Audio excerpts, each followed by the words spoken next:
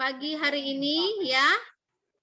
Hari ini hari Minggu kita mengucap syukur karena Tuhan memelihara kehidupan kita. Ya, sekarang kita akan bersama-sama sebelum berdoa kita memuji nama Tuhan dulu bersama-sama.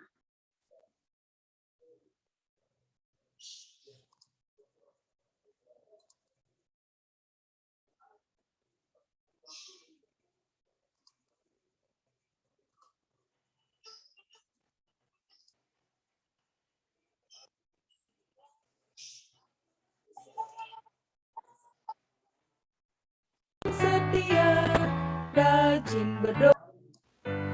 Kita nyanyikan Tuhan Yesus aku berjanji. Tuhan Yesus aku berjanji jadi murid-Mu yang setia, rajin berdoa, baca Alkitab, selalu bersaksi bagimu. Akal iblis aku menolak, firman Tuhan aku menurut, mulai sekarang sampai selamanya, tetap setia pantang mundur. Sekali lagi ya. Tuhan Yesus aku berjanji jadi murid-Mu yang setia, rajin berdoa, baca Alkitab, selalu bersaksi bagimu. Akal iblis aku menolak, firman Tuhan aku menurut, mulai sekarang sampai selamanya, tetap setia pantang mundur.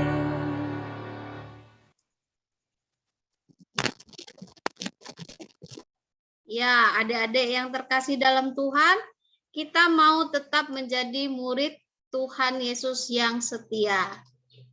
Bukti kita menjadi murid Tuhan Yesus yang setia adalah kita mengikuti sekolah minggu setiap hari Minggu. Mari kita berdoa.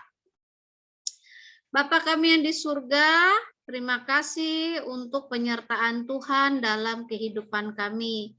Tuhan sudah pelihara kami sampai pada hari ini, dan kami pun sudah bersama-sama memuji memuliakan Tuhan. Kami sekarang akan bersama-sama memulai sekolah minggu kami dan mendengarkan firman Tuhan.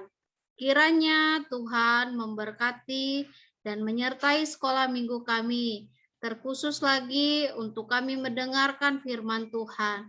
Biarlah melalui firman Tuhan ini kami mengerti maksud Tuhan dalam kehidupan kami, agar kami selalu taat kepada perintah Tuhan dan memberitakan Injil di mana saja kami berada. Dalam nama Yesus Kristus kami memohon dan berserah. Amin. Adik-adik, minggu lalu siapa yang masih ingat cerita mengenai seseorang yang meninggal, ya? Ada yang ingat?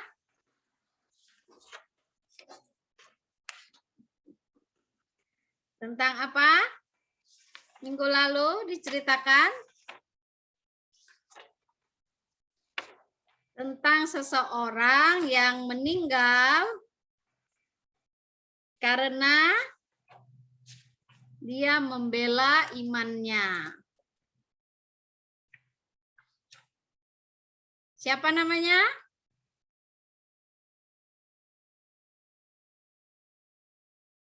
Ayo, siapa yang ada catatannya? Mesti setiap minggu ada catatannya. Minggu ini tentang apa? Minggu ini tentang apa? Itu harus ada bukunya. Ayo, siapa yang ingat? Ya, minggu lalu diceritakan tentang seorang yang meninggal, dia disiksa karena dia membela imannya kepada Kristus. Namanya adalah Stefanus. Ingat? Nah, Stefanus ini dia dihakimi oleh Sanhedrin atau pengadilan agama di Yerusalem, ya. Dia tidak mau taat kepada orang pemimpin Yahudi, ya. Dia tetap percaya kepada Tuhan Yesus.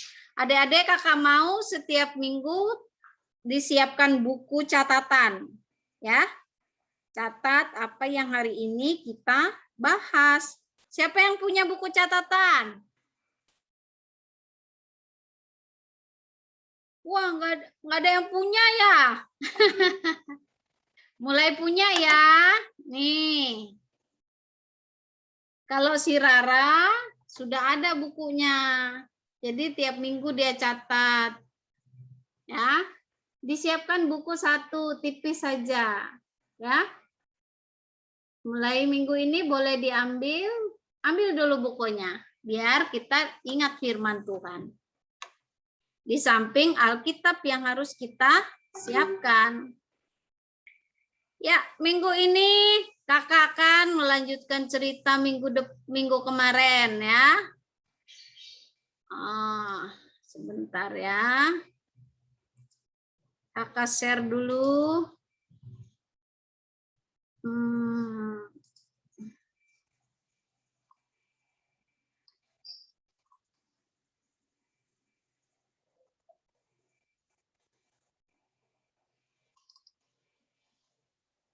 Nah, ini dia. Oke. Ini firman Tuhan untuk kita pada hari Minggu ini, ya. Nah, ini dia. Kristus menyelamatkan, ini banyak ya, banyak orang Yahudi dan non-Yahudi. Ya. Kemudian hari ini kita sama-sama belajar menemukan siapa itu adalah orang, apa yang dikerjakan atau apa yang terjadi, kemudian kapan dan di mana. Itu letak ya dari orang-orang yang percaya kepada Kristus. Kemudian memikirkan bagaimana cara dapat memberitakan Injil kepada orang-orang yang membutuhkan Yesus.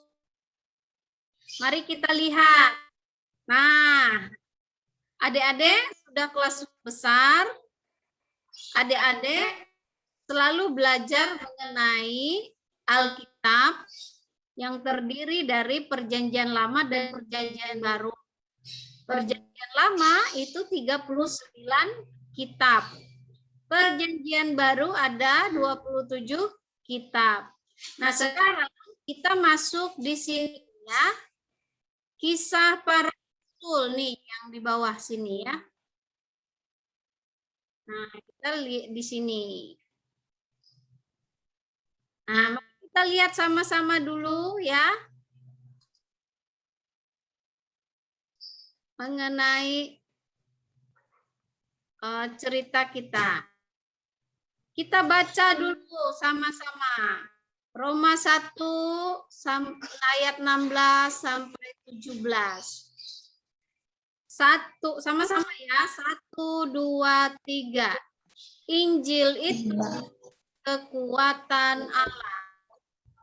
Sebab aku mempunyai keyakinan yang kokoh dalam Injil. Karena Injil adalah kekuatan Allah yang menyelamatkan. Setiap orang yang percaya, pertama-tama orang Yahudi, tetapi juga orang Yunani. Sebab di dalamnya nyata kebenaran Allah yang bertolak dari iman dan memimpin kepada iman. Seperti ada tertulis orang akan hidup oleh iman. Nah, adik-adik, kita lihat lagi. Mari kita baca sama-sama. Roma 5 ayat 1 sampai 8. Masing-masing membaca satu ayat. Mulai dari Quincy, baca ayat 1. Sebab itu, kita yang dibenarkan karena iman, kita hidup dalam damai sejahtera dengan Allah oleh karena Tuhan kita, Yesus Kristus. Jevanya. Oleh Dia kita juga beroleh jalan masuk oleh iman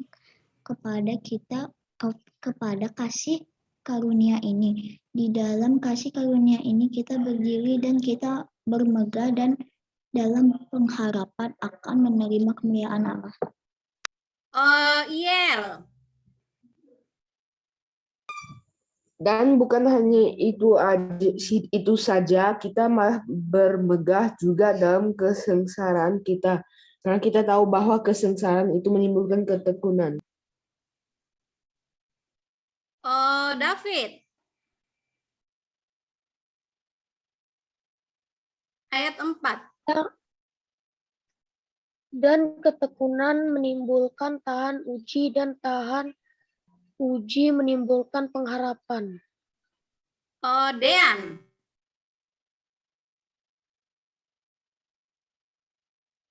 Ayat 5, Dean. Lihat layar. Ini Dean. Dan pengharapan tidak mengecewakan karena kasih Allah telah dicurahkan di dalam hati kita oleh Roh Kudus. Kita telah dikaruniakan kepada kita. Gideon. Karena waktu kita masih lemah, Kristus telah mati untuk kita orang-orang durhaka pada waktu yang ditentukan oleh Jessica. Sebab tidak mudah seorang mau mati untuk orang yang benar, tetapi mungkin untuk orang yang baik ada orang yang berani mati. Jericho.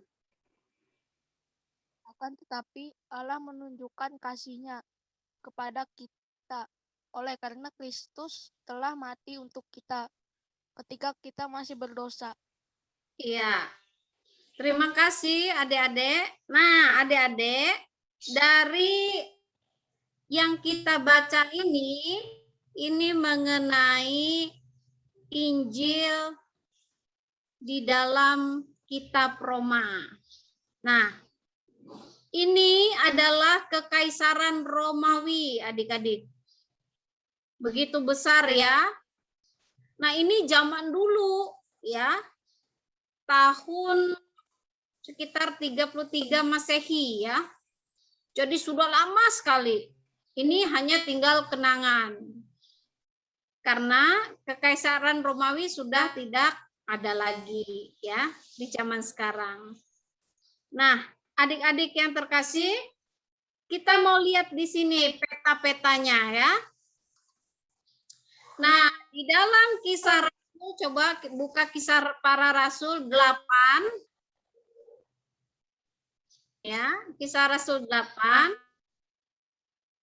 Pasal 8 sampai pasal yang ke-9. Kita buka bersama-sama.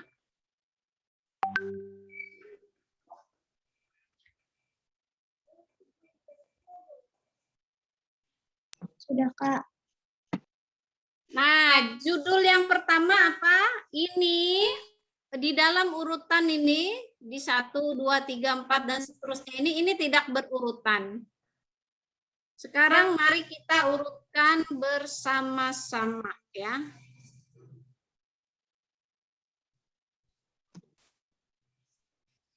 Nomor 1 apa itu? Nomor 1 urutannya yang mana?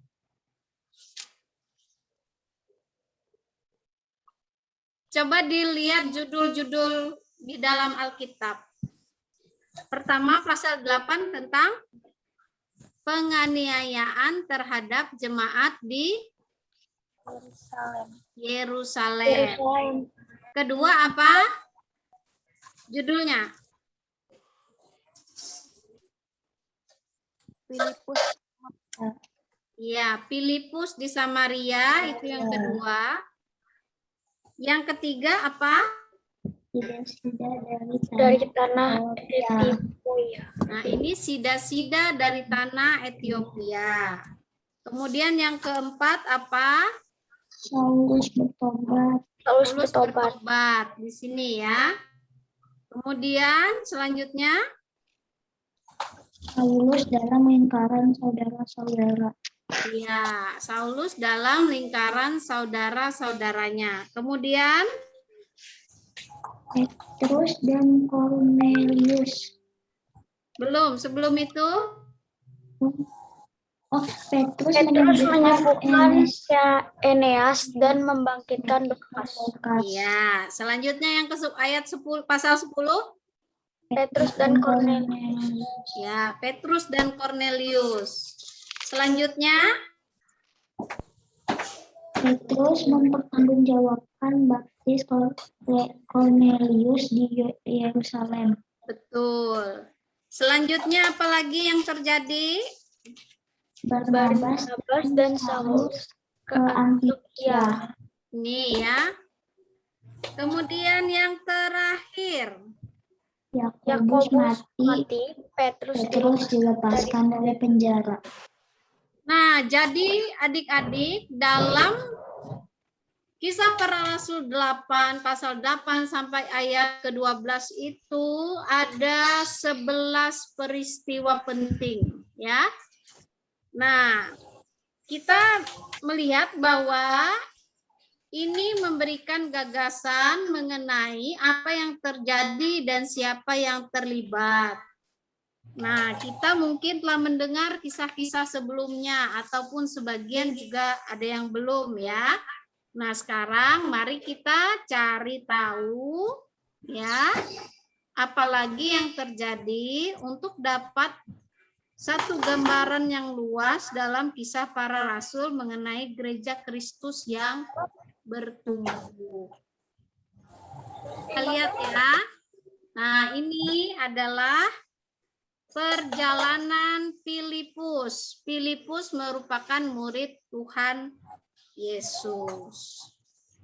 Nah, dalam kuasa Roh Kudus, murid-murid Yesus menyebarkan Injil ya ke seluruh Yudea dan Samaria. Nah, saksi-saksi Kristus di Yerusalem membawa Injil kepada berbagai macam orang. Kemudian Roh Kudus membawa banyak orang beriman kepada Kristus. Nah, kemudian juga kita akan melihat nanti bahwa Yesus akan mengubah Saulus yang bernama lain adalah Paulus. Nah, kemudian Yesus juga menunjukkan kepada Petrus dan para rasul bahwa gereja adalah orang Yahudi dan non-Yahudi, ya.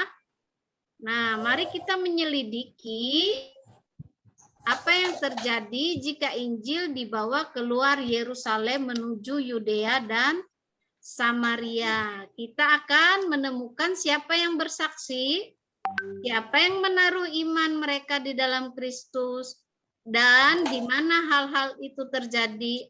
Nah, apa yang dihasilkan. Lihat ya. Kita lihat dulu perjalanan Filipus. Siapa namanya? Filipus. Ini dia orangnya ya. Murid Tuhan Yesus. Nah, sesudah kematian Stefanus, adik-adik yang diceritakan minggu lalu ya, gereja Yerusalem menderita penganiayaan. Jadi tidak boleh mereka beribadah menceritakan tentang Yesus di Yerusalem. Itu pemimpin-pemimpin Yahudi tidak memperbolehkan. Dan banyak orang dianiaya, disiksa, bahkan akan dibunuh kalau mereka terus melakukan hal itu, terus beribadah kepada Yesus ya. Nah, akhirnya banyak orang yang meninggalkan kota itu untuk melarikan diri. ya, supaya mereka terhindar dari siksaan dan juga penjara. Nah, dengan pimpinan Roh Kudus, Filipus, ya, ini Filipus, salah seorang dari murid Yesus, pergi ke utara menuju Samaria. Ya. Nah, apa yang dia lakukan di sana? Menurut adik-adik, apa yang dilakukan Filipus di sana? Filipus memberitakan Injil dan membuat mujizat. Apa hasilnya? Banyak orang menjadi percaya dan dibaptis melalui Filipus. Ya. Nah, adik-adik, banyak orang menjadi percaya dan dibaptis. Nah, kemudian Petrus dan Yohanes, ini murid Tuhan Yesus juga ya, datang berkunjung dan berdoa bagi orang-orang yang baru percaya di sana. Dan mereka menerima Roh Kudus. Mari kita buka Kisah Para Rasul 8 ayat 9 sampai 13. Ya, kemudian ayat 18 sampai 23. Di sini ada seorang penyihir ya, adik-adik. Coba. Kisah Rasul 8 ayat 9 sampai 13.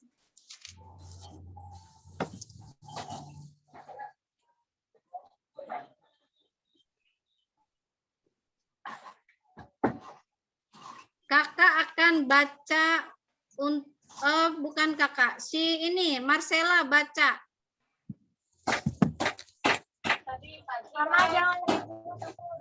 Kisah Rasul 8 ayat 9 sampai 13.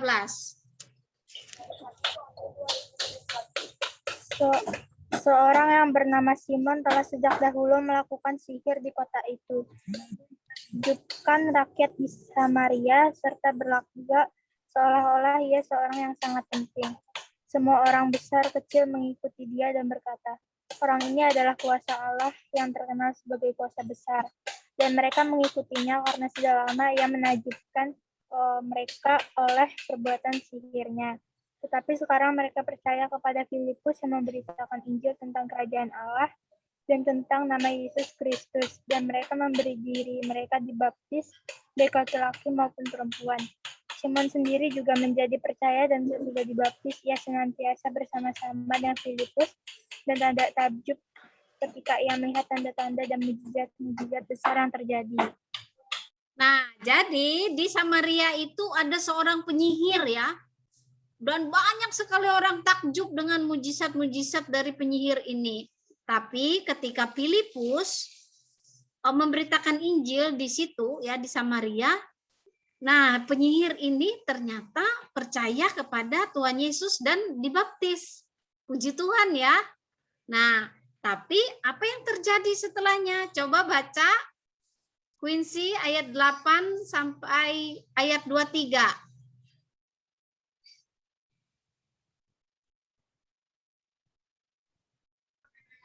Ayat 18 sampai 23.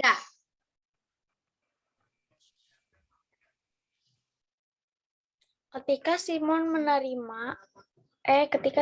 melihat bahwa pemberian Roh Kudus terjadi oleh karena rasul itu menumpangkan tangannya, ia menawarkan uang kepada mereka serta berkata, berikanlah juga kepadaku kuasa itu supaya jika aku menumpangkan tanganku di atas seseorang, ia boleh menerima Roh Kudus. Tetapi Petrus berkata kepadanya, binasalah kiranya uang itu bersama dengan engkau, karena engkau menyangka bahwa engkau dapat membeli karunia Allah dengan uang. Tidak ada bagian atau hakmu dalam perkara ini, sebab hatimu tidak lurus di hadapan Allah. Jadi bertobatlah dari kejahatanmu ini dan berdoalah kepada Tuhan supaya Ia mengampuni niat hatimu ini. Sebab kulihat bahwa hatimu telah seperti empedu yang pahit dan terjerat dalam kejahatan. Nah, jadi setelah penyihir Simon ini bertobat, dibaptis ya adik-adik, ternyata dia ini mau membeli kuasa dari murid Tuhan Yesus ya. Kalau waktu itu ada mujizat yang dilakukan oleh Filipus. Kemudian orang bisa sembuh dan dia mau membeli hal itu ya. Nah, ternyata pada saat itu Filipus memperingatkan dia ya. Jadi Simon mencoba membeli kemampuan untuk menurunkan roh. Nah, hatinya tidak benar di hadapan Allah, dia masih merupakan tawanan dosa dan penuh dengan kepahitan. Lalu, apa yang perlu dilakukan oleh Simon tadi? Di ayatnya yang ke-22, jadi bertobatlah dari kejahatanmu ini dan berdoalah kepada Tuhan supaya Ia mengampuni niat hatimu. Jadi Simon harus bertobat supaya Tuhan mengampuni dosanya. Nah, adik-adik, nah selanjutnya dari cerita ini dilanjutkan mengenai Roh Kudus memimpin Filipus ke barat daya Yerusalem. Kemudian apa yang terjadi? Coba Kisah Rasul 8 ayat 26 sampai 38. Bisa dibaca Jevanya.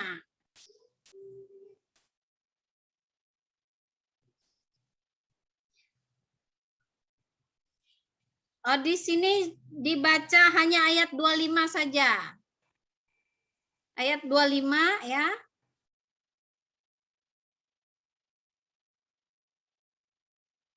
Baca ayat 25. 8 ayat 25. Jevanya.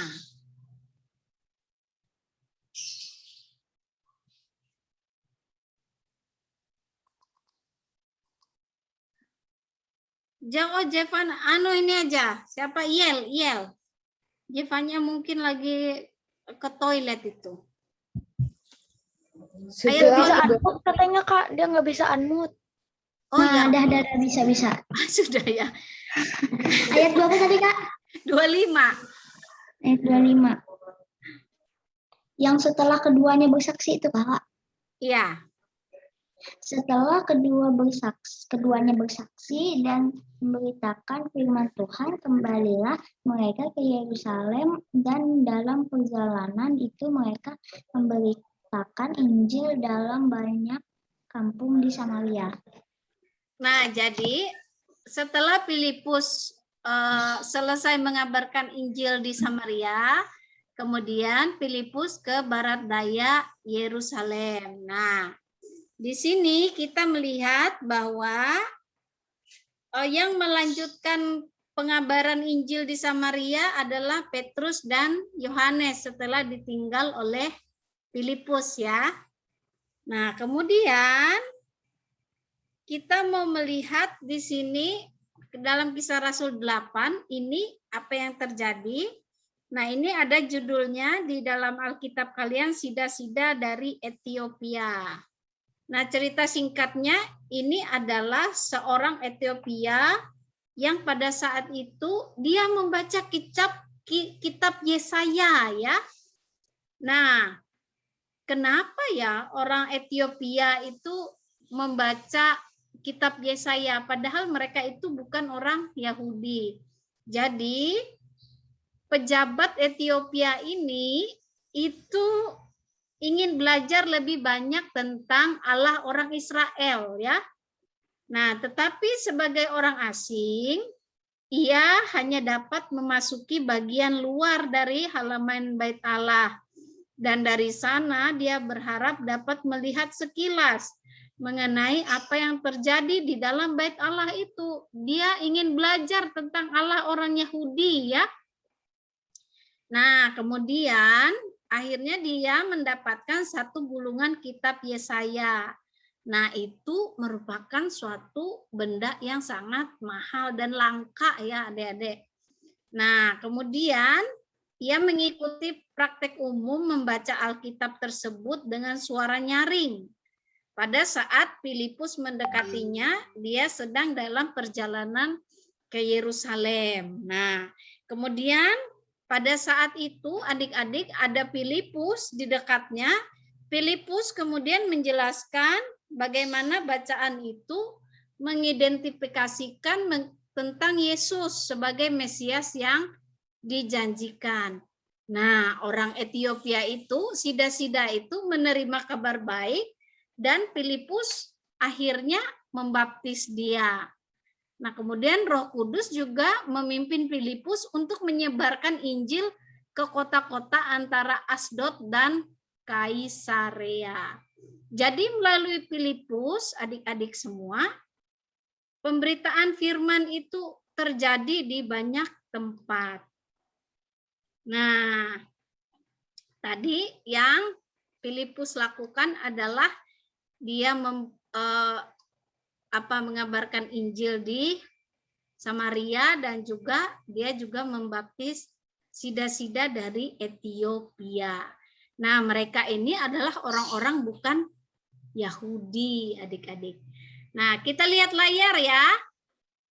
Yesus menyelamatkan Saulus.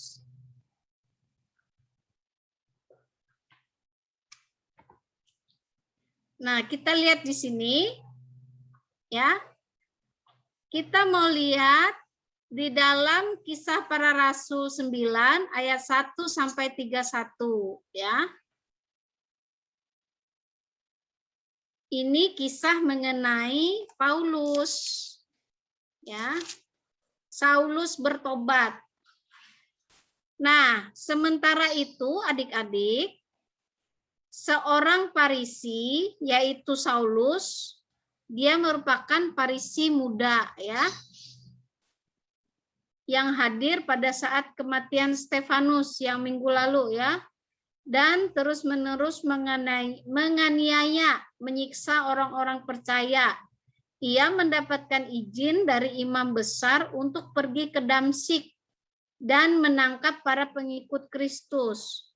Kemudian di sana apa yang terjadi ketika di tengah jalan? Yang terjadi di tengah jalan pada saat Paulus pergi ke Damsyik, di dalam Kisah Rasul 9 ayat 1 sampai 31 itu adik-adik, dalam perjalanan ke Damsyik, Tuhan Yesus menampakkan diri kepada Saulus ya, itu nomor 1. Kemudian di ayat yang ke-15, mari baca supaya kita bisa jawab. Tuhan Yesus memilih Saulus untuk memberitakan Injil kepada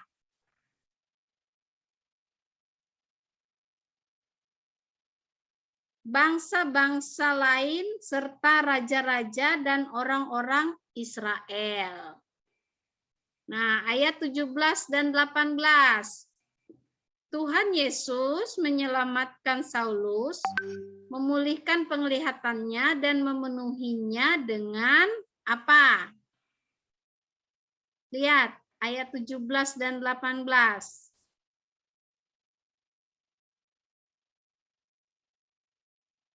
Memenuhinya dengan Roh Kudus ya. Kemudian orang-orang di Damsyik menjadi apa? Di ayat 20 sampai 25.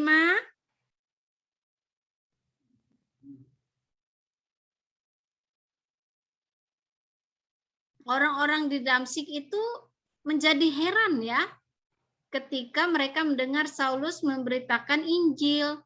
Orang-orang percaya membantunya melarikan diri ketika orang-orang Yahudi berusaha untuk membunuh dia.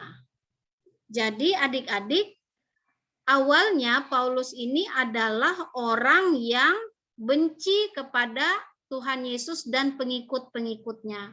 Tetapi dia menjadi orang yang memberitakan Injil karena Tuhan Yesus menampakkan diri kepadanya. Nah, pada saat itu yang kelima, lihat, para murid di Yerusalem itu takut kepada Saulus.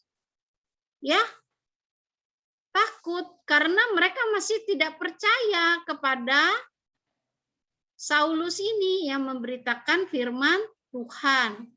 Kemudian yang keenam, namun Barnabas memberitahu para rasul bahwa Tuhan telah menyelamatkan Saulus dan bahwa Saulus, ayat yang ke-28 apa? Dan Saulus tetap bersama-sama dengan mereka di Yerusalem dan dengan berani mengajar dalam nama Tuhan Yesus. Nah, adik-adik tadi Kak Tri ada setel film ya. Itulah cerita tentang Paulus tadi ya.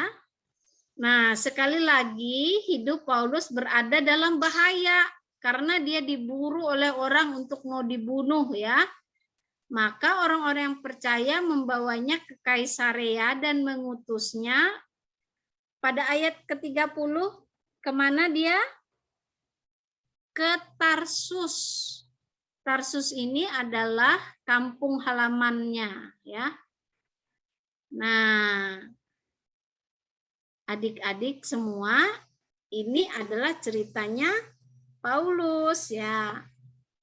Nah, adik-adik, Yesus memanggil Saulus memberikan hidup baru dan memanggil dia untuk menjadi saksi kepada orang-orang non-Yahudi. Tetapi pada saat itu orang takut kepada Saulus. Nah, setelah itu apa yang terjadi ketika Tuhan Yesus menyelamatkan dan mengubahnya? Di dalam Alkitab diceritakan bahwa Paulus menghabiskan waktunya bersama-sama orang percaya. Dia memberitakan Injil tanpa takut. Dia dianiaya oleh musuh-musuh Injil. Nah, adik-adik, di Alkitab diceritakan bahwa Saulus yang bernama Romawinya itu Paulus ya, akhirnya dikenal dengan Paulus ya, karena itu nama Romawinya. Ia terkenal ya, dan di sini dia menderita penganiayaan di Damsyik dan di Yerusalem. Ketika orang-orang Yahudi Yunani di Yerusalem berusaha membunuhnya, maka orang menolongnya melarikan diri ke Tarsus, kota kelahirannya. Nah, setelah itu, adik-adik, gereja terbentuk di sana dan mengalami masa damai, tetap bertumbuh menjadi lebih kuat. Nah, siapakah yang menguatkan dan mendorong orang percaya? Tentu saja ini adalah pekerjaan dari Roh Kudus. Nah, adik-adik, mari kita lihat dulu ya. Banyak sekali mujizat dan pertobatan yang dinyatakan ya di daerah Yudea dan di daerah Samaria. Nah, ini perjalanannya sangat panjang ya. Hari ini kita sungguh-sungguh belajar ya mengenai cerita tentang penyebaran Injil. Nah, ini coba kita lihat ya. Banyak mujizat dan pertobatan dinyatakan. Bacalah Kisah Para Rasul 9 ayat 32 sampai 43 ya.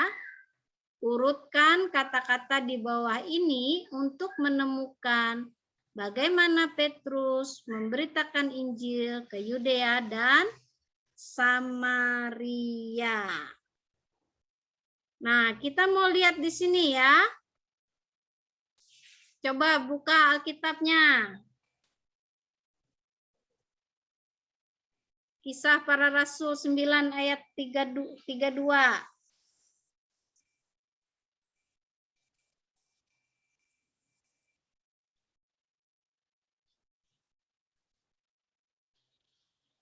Yang pertama itu adalah Petrus mengunjungi orang percaya di Lida.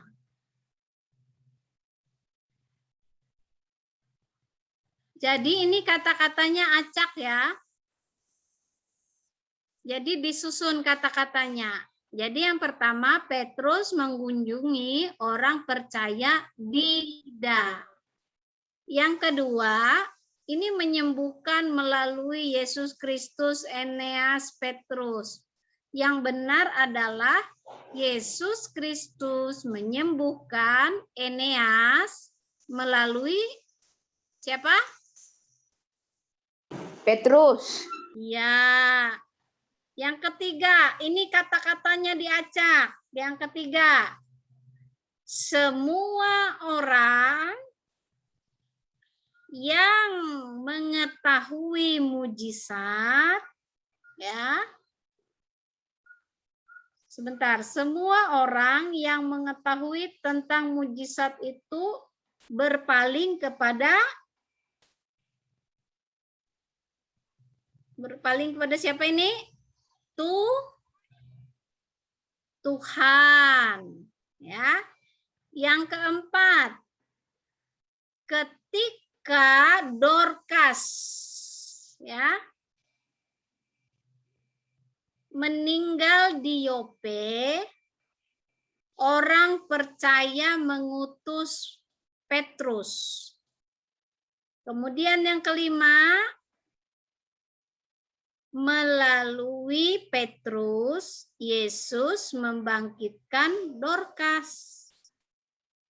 Nah, yang terakhir adalah banyak orang menjadi percaya kepada Tuhan. Nah, dari 6 informasi ini, maka kita dapatkan adik-adik yang pergi ke sini adalah siapa? Petrus, ya. Apa yang dia lakukan? Petrus menyembuhkan Eneas. Kemudian Petrus juga membangkitkan siapa namanya ini? Nih yang keempat.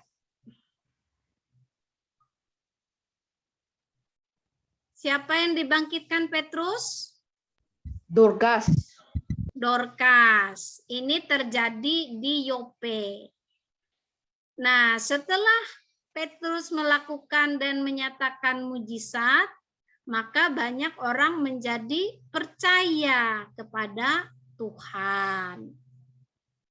Nah, selanjutnya adik-adik, kita lihat lagi ya. Ini masih tentang Petrus dan Kornelius. Nah, ini kisah Rasul 10 dan 11 menyatakan bagaimana Injil sampai kepada bangsa-bangsa lain di Samaria. Nah, bacalah kalimat-kalimat di bawah ini dan buatlah gambar dari satu kata tersebut. Kita mau lihat ya. Petrus dan Kornelius. Nah, ini perhatikan saja ya. Kak Tri ceritakan. Melalui satu penglihatan di sini ya. Kak Tri mau tunjukkan peta dulu. Nah, ini peta. Ya. Perhatikan di sini ya. Coba adik-adik cari Kaisarea. Di mana Kaisarea?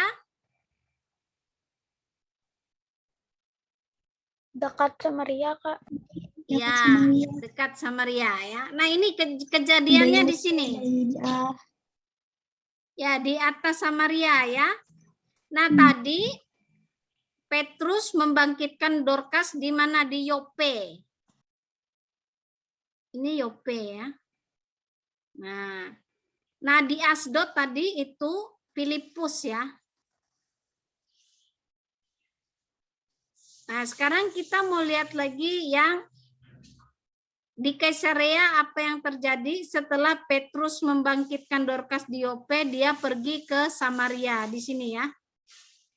Nah, melalui satu penglihatan, malaikat memberitahu Cornelius untuk memanggil Petrus. Nah, untuk hal ini dilakukan ya, karena Tuhan ingin memperlihatkan bahwa Injil itu tidak hanya untuk orang-orang Yahudi, tetapi juga diperuntukkan bagi orang-orang non-Yahudi. Jadi tidak ada eksklusif.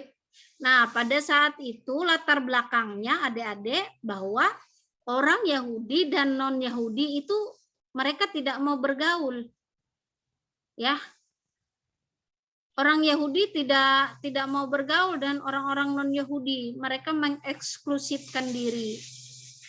Nah, di sini Petrus diperlihatkan kepada Tuhan bahwa hal itu tidak boleh terjadi. Nah, jadi untuk mempersiapkan Petrus, Yesus berbicara kepadanya dalam suatu penglihatan untuk menunjukkan kepada rasul itu bahwa Allah telah mengakhiri aturan tata cara adat. Misalnya mengenai hukum tentang makan dan memisahkan orang Yahudi dengan non-Yahudi. Nah, Tuhan menyelamatkan Cornelius, keluarganya dan teman-temannya.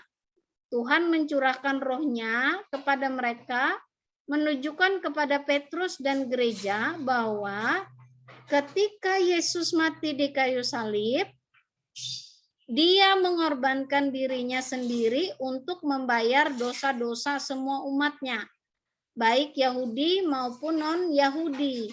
Nah, para petobat non-Yahudi yang baru ini pun dibaptis. Nah, Petrus tinggal bersama-sama dengan mereka selama beberapa hari, dan Injil terus tersebar di antara orang-orang non-Yahudi. Nah, adik-adik, disinilah Tuhan menyatakan, di Kaisarea inilah Tuhan menyatakan bahwa Injil itu tidak hanya untuk orang-orang Yahudi, namun juga non-Yahudi. Nah, disinilah Petrus bersama-sama dengan Cornelius. Kemudian Petrus menyelamatkan Cornelius keluarganya. Nah, dari situ adik-adik, Petrus kemudian menjelaskan ya kepada orang-orang percaya di Yahudi, orang-orang percaya Yahudi di Yerusalem, bahwa Allah ingin menyelamatkan baik orang Yahudi maupun bangsa-bangsa lain. Nah, mereka semua akhirnya mengerti dan memuji Tuhan. Nah, kita mau lihat di sini adik-adik, Kisah Rasul 11 ayat 19 sampai 30. Nah, di sini seru karena apa? Di sini pertama kalinya gereja dimulai di Antioquia ya. Kita belajar mengenai gereja pertama di Antioquia. Dulu nggak ada gereja, dulu nggak ada orang yang dengar firman di sini. Ya, tapi melalui murid-murid Tuhan Yesus pergi ke Antioquia, kemudian di sini ada gereja. Nah, coba baca Kisah Rasul 11 ayat 19 sampai 30.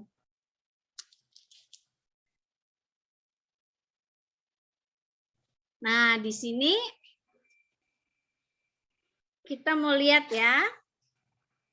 Nah, di Antioquia ini ada komunitas orang-orang percaya Yahudi dan non-Yahudi bertumbuh. Kita lihat dulu ya Antioquia itu di mana?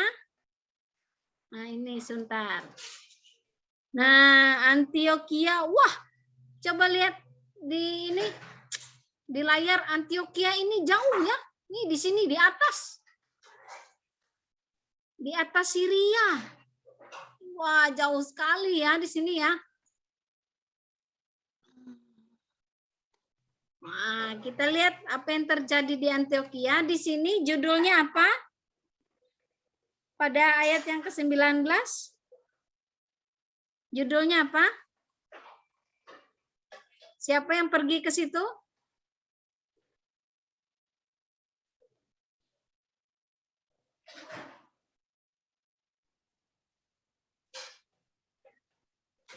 Kisah Rasul pasal 11 ayat yang ke-19. Judulnya apa? David? Judulnya apa itu, Fit?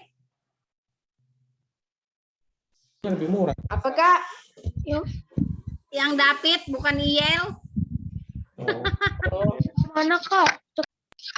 Kisah Rasul 11 ayat 19.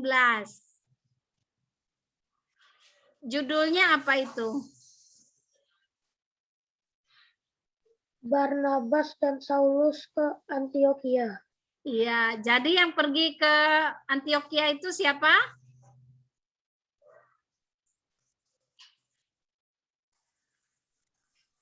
Barnabas dan Saulus. Iya, 2 orang ya. 2 orang yang pergi ke Antioquia. Nah, di sini apa yang terjadi kita lihat ya. Nah, adik-adik,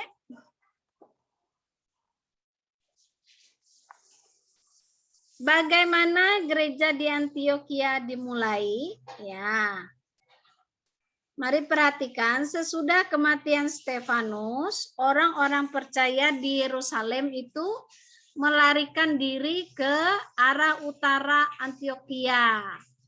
Nah, pada zaman modern, Antioquia ini sekarang disebut dengan Turki. Ya. Turki. Ya. Negara Timur Tengah. Itu dulu namanya Antioquia. Nah, kabar baik atau Injil tersebar keluar komunitas Yahudi ketika gereja menjangkau orang-orang non-Yahudi. Siapa yang mengajar orang percaya di sana selama 1 tahun? Ya, menurut Alkitab ya, Barnabas dan Paulus yang dibaca tadi. Di sana pertama kalinya para pengikut Yesus disebut Kristen. Nah, ini sejarah ya.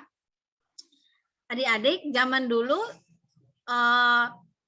pengikut Yesus itu belum ada yang namanya Kristen. Di Antioquia itu aja. Orang-orang yang percaya Yesus bernama akhirnya dijuluki dengan nama Kristen, dan itu akhirnya melekat pada kita sampai pada saat ini.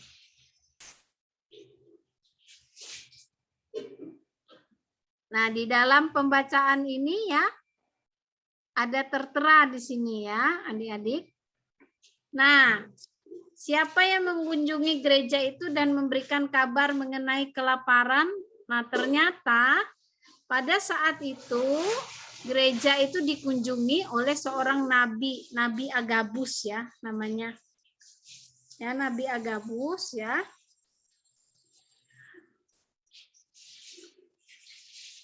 Bahwa dia mengatakan akan ada kelaparan ya yang besar. Nah, akhirnya pada saat itu murid-murid mengumpulkan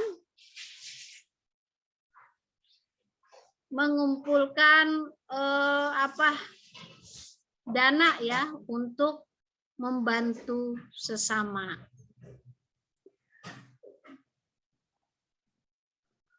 Nah, coba dibaca dulu si ini. Dean dibaca. Habis makan. Hah? Apa? Habis makan. Habis makan. Mau cuci tangan.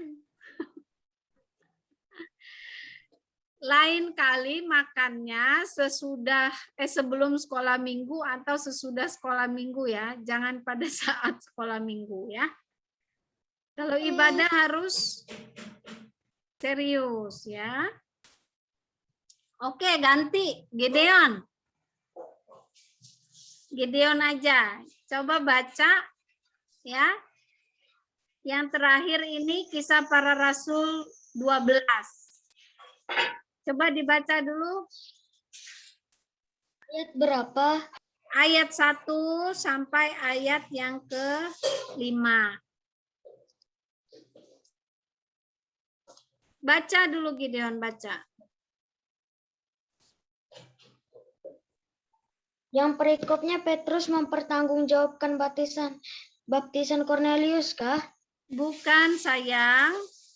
Kisah Para Rasul 12. Kira-kira pada waktu itu Raja Herodes mulai bertindak dengan keras terhadap beberapa orang dari jemaat. Ia menyuruh membunuh Yakobus, saudara Yohanes dengan pedang. Ketika ia melihat bahwa hal itu menyenangkan hati orang Yahudi, ia melanjutkan perbuatannya itu dan menyuruh menahan Petrus. Waktu itu hari raya roti tidak beragi. Setelah Petrus ditangkap, Herodes menyuruh memenjarakannya di bawah penjagaan 4 regu, masing-masing terdiri dari 4 prajurit. Maksudnya ialah supaya sehabis Paskah ia menghadapkannya ke depan orang banyak. Demikianlah Petrus ditahan di dalam penjara, tetapi jemaat dengan tekun mendoakannya kepada Allah. Iya, kita melihat di sini ya, khususnya di dalam Kisah Rasul 12 ayat yang ke-24. Sebentar ya.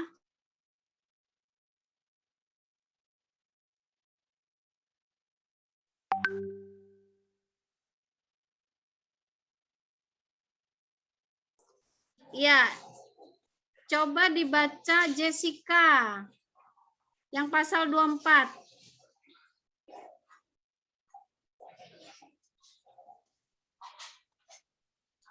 Pasal 24.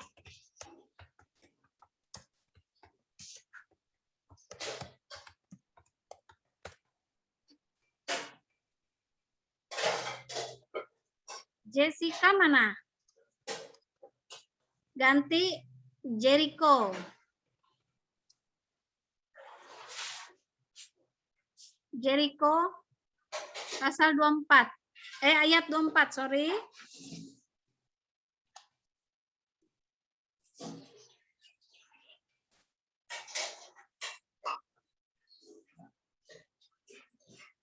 Mana Jericho? Oh, ini aja, Marcella. Wah, ini tutup kamera juga.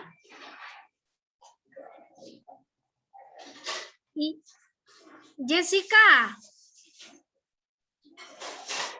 Jangan suka-suka tutup kamera. Jessica 12 ayat 24.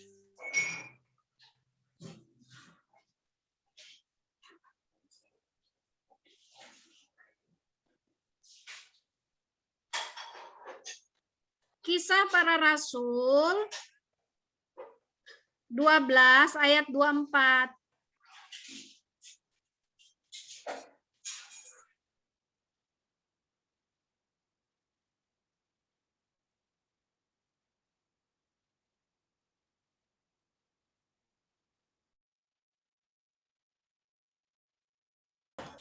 Jessica bisa baca, kalau enggak Jevanya diganti. Ayat berapa, Kak? 24. Kisah Para Rasul 12 ayat 4. Ayat 24.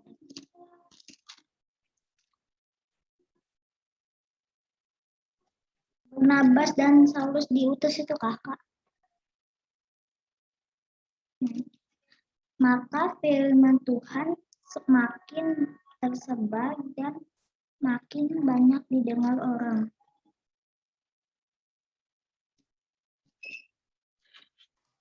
Ya, jadi adik-adik di sini kita melihat ya Barnabas dan Saulus itu diutus selanjutnya, kemudian firman Tuhan itu tersebar ya dan banyak didengar oleh orang. Nah, sekarang adik-adik kita sudah melihat cerita Alkitab tadi ya.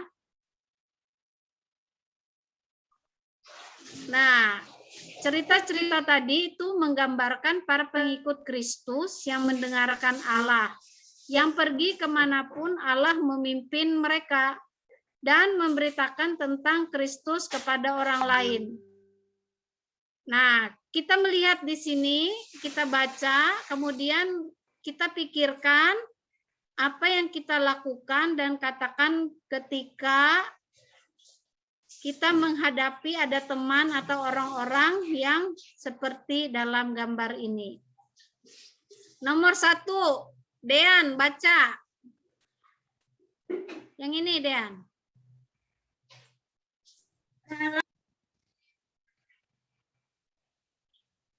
Ini 1.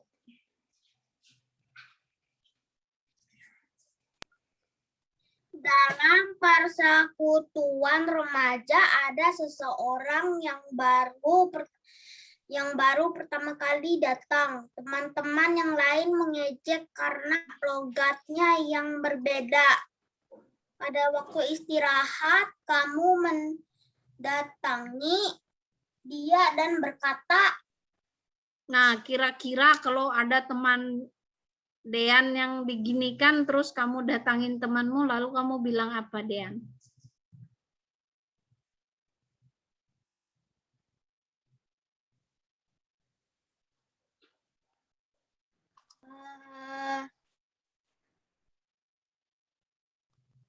apa ya? Bingung. Apa? Bingung. Loh, kan begini, tadi Dean baca. Baca sekali lagi. Dalam persekutuan remaja ada seseorang yang baru pertama kali datang. Teman-teman yang lain mengejek karena logatnya yang berbeda. Pada waktu istirahat, kamu mendatangi dia dan berkata, apa yang kira-kira kamu katakan?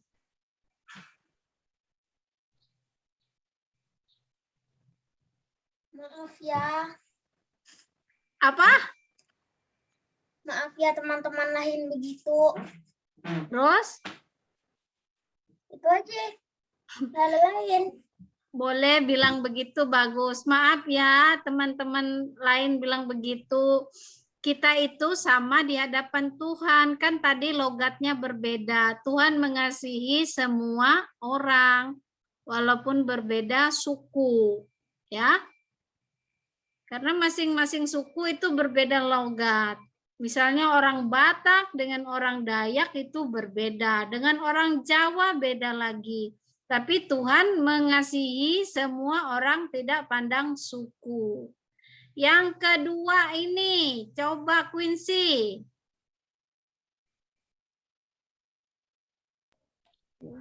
Dua orang temanmu datang ke acara yang diadakan oleh seorang guru sekolah minggu. Mereka belum percaya kepada Yesus dan kamu berharap mereka mendapatkan kesempatan mendengar Injil dan menjadi orang percaya. Ketika kamu melihat mereka datang, kamu akan menyambutnya dengan ramah? Iya, betul. Menyambutnya dengan ramah, menandakan kita mengasihi semua orang dan kita mengatakan bahwa Tuhan Yesus mengasihi kita semua dan kalau kita ingin selamat, maka kita harus percaya kepada Tuhan Yesus. Nah, dari hal-hal kecil ini kita bisa memberitakan Injil. Adik-adik, kakak mau kasih tahu satu hal yang sangat penting ya. Adik-adik, seandainya ada nenek atau kakek kita atau orang sakit yang sudah mau meninggal dan dia tidak tahu apakah dia akan masuk surga atau masuk neraka, maka adik-adik berusahalah untuk mengatakan dan memberitakan Injil kalau Tuhan Yesus mengasihi semua orang. Dan orang yang percaya kepadanya akan diselamatkan atau masuk surga. Maka dari situ kita sebenarnya sudah memberitakan Injil, ya. Nah, adik-adik yang terkasih, demikian firman Tuhan, ya. di satu minggu ke depan ada devotion atau renungan setiap hari. Adik-adik bisa membacanya di rumah dan mengisinya satu hari satu bacaan. Nanti kakak share di grup ya. Adik-adik bisa melihat, tidak usah di print juga tidak apa-apa. Tetapi setiap hari dibaca dan diisi apa yang ada di situ. Ya. Nah, sudah selesai untuk firman Tuhan hari ini. Mari kita berdoa. Mari kita sama-sama berdoa ya. Mari kita berdoa. Ya Allah Bapa kami yang di surga, kami berterima kasih karena Engkau telah mengutus Yesus Kristus menjadi juru selamat kami. Tolonglah kami untuk mendengarkan Engkau, pergi dalam kuasa-Mu, dan menunjukkan kasih-Mu kepada orang-orang di sekitar kami yang membutuhkan Tuhan Yesus. Mampukan kami untuk terus mendengar firman Allah, dan kami memberanikan diri untuk menjadi saksi Tuhan di mana saja kami berada dan menunjukkan iman kami seumur hidup kami untuk setia kepada Tuhan. Dalam nama Yesus Kristus kami berdoa. Amin. Nah, sekarang adik-adik kita akan mempersembahkan persembahan, ya. Sudah disiapkan? Ya. Siapa yang sudah mengantar persembahan untuk yang bulan lalu? Angkat tangan. Ayo. Jadi persembahannya sebulan sekali disampaikan ke gereja, ya. Belum, Kak. Hah, belum kah? Tunggu Papa ke BPH lagi, ya. Iya. Nih kayak punya si Rara nih. Nih di dalam kotak. Ya, sebulan sekali diserahkan ke BPH, ya. Jadi kita kumpulkan persembahannya ya, bisa juga di kotak, di amplop atau di mana saja, yang penting seminggu sekali kita persembahan dan diantarkan. Baik, mengiringi persembahan adik-adik kita nyanyi lagu ya. Kita nyanyi lagu dulu. Kita nyanyinya sama-sama bisa ya, sebentar.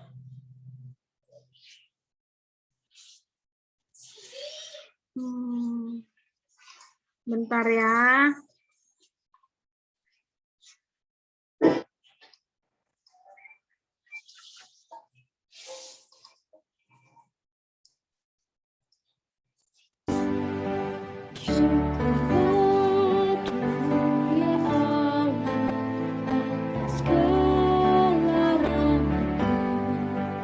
Syukur atas kecukupan dari kasih-Mu.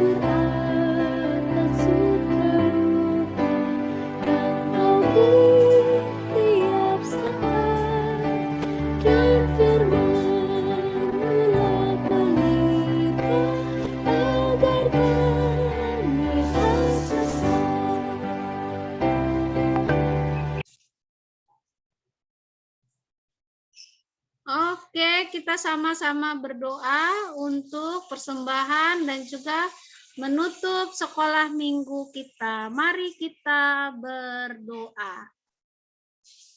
Ayo sikap doa. Ya.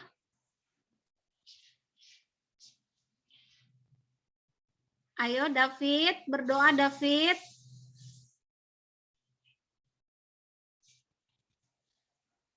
Mari kita berdoa. Bapa kami yang di surga, kami sudah mempersembahkan persembahan kami yang nanti akan kami antarkan ke gereja. Tolonglah supaya persembahan ini dapat dipergunakan untuk melayani Tuhan. Kami juga mau menaikkan doa kami, ya Tuhan, untuk teman-teman kami, saudara-saudara kami, orang-orang yang kami kenal, bahkan yang tidak kami kenal sekalipun, yang tertimpa bencana banjir. Tuhan, tolonglah mereka, dan biarlah mereka tetap diberikan kesabaran dalam menghadapi bencana ini. Kami pun mendoakan untuk orang-orang yang mau menyumbang dana untuk membantu meringankan beban mereka dari bencana banjir. Kami mendoakan ya Tuhan agar mereka tidak kelaparan, agar mereka tidak kehausan. Kami mendoakan mereka supaya mereka tetap sehat. Kami mohon Tuhan yang melindungi mereka. Kami mendoakan juga ya Tuhan untuk pandemi COVID-19 yang melanda dunia. Biarlah kami dipelihara oleh Tuhan dalam menjalani masa-masa yang sulit ini. Kami tetap mematuhi protokol kesehatan dengan baik. Dan kiranya Tuhan terus memberikan kami kesehatan. Kami mendoakan juga ya Tuhan untuk anak-anak sekolah minggu di Gereja Pangarina supaya tetap setia, serius, dan juga sungguh-sungguh dalam mendengarkan firman Tuhan. Dan Tuhan memberikan pertumbuhan iman yang baik. Biarlah kami semua anak-anak sekolah minggu diberkati dan juga setia kepada Tuhan seumur hidup kami.